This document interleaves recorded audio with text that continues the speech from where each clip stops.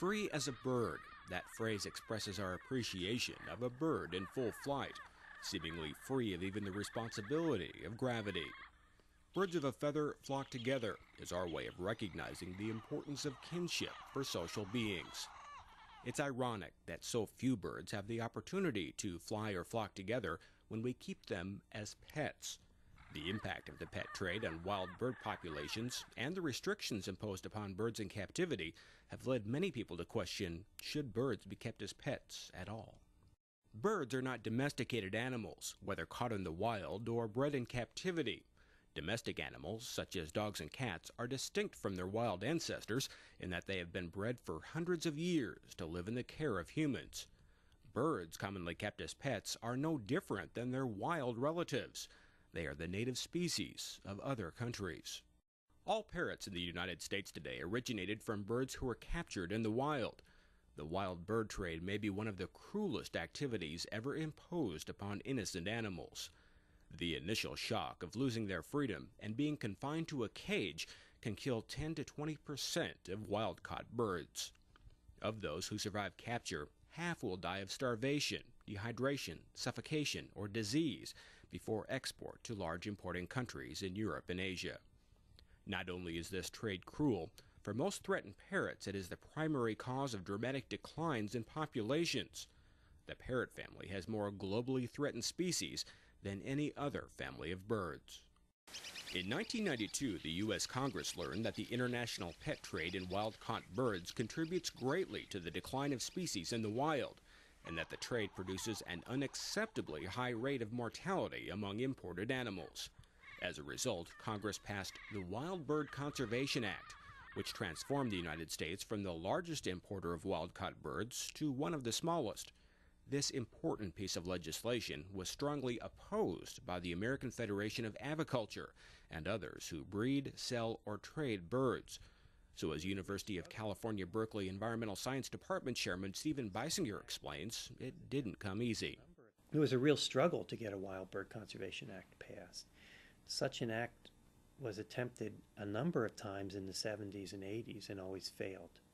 And it failed in part because the handful of individuals that imported birds were well organized and worked against it. It failed in part because the Federation of Aviculturists fought against having any kind of regulation of this type. And mainly because a lot of aviculturists just wanted to have the opportunity to get wild stock for their breeding, especially of rarer species. And there was no organization of the bloodlines to manage for their own genetic diversity. One of the most common assertions made by breeders of exotic birds is that captive breeding is necessary to keep the birds from becoming endangered. However, Beisinger says captive breeding contributes little or nothing to saving species in the wild. Once a bird comes out of the wild, starts to come into captivity for several generations, it loses its survival skills. It now has been selected to be a domestic bird, and rarely can we reproduce the kinds of skills that they need to survive in the wild. So the value of most of these birds for conservation for wild populations is pretty low. Because birds are not domesticated, they are less suitable or unsuitable as companion animals.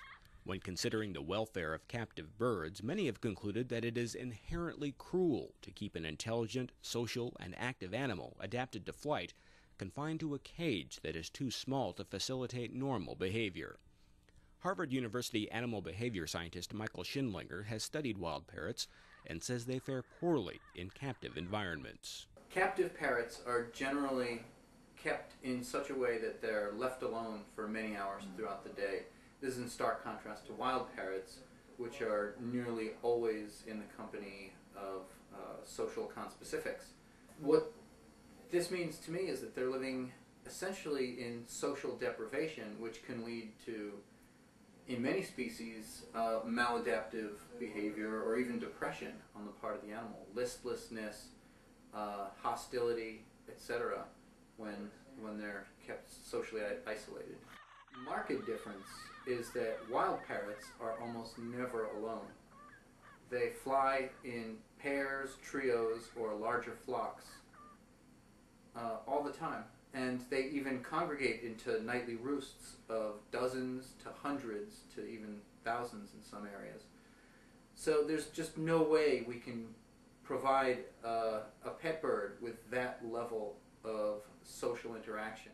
Those who acquire birds as companion animals soon discover that parrots, including lovebirds, budgies, parakeets, and cockatiels, are noisy, messy, and can be destructive. Vocalizing, that is, squawking, chirping, and talking, is an important part of any parrot's social communication. Birds eat continually throughout the day, dropping and discarding bits of food everywhere.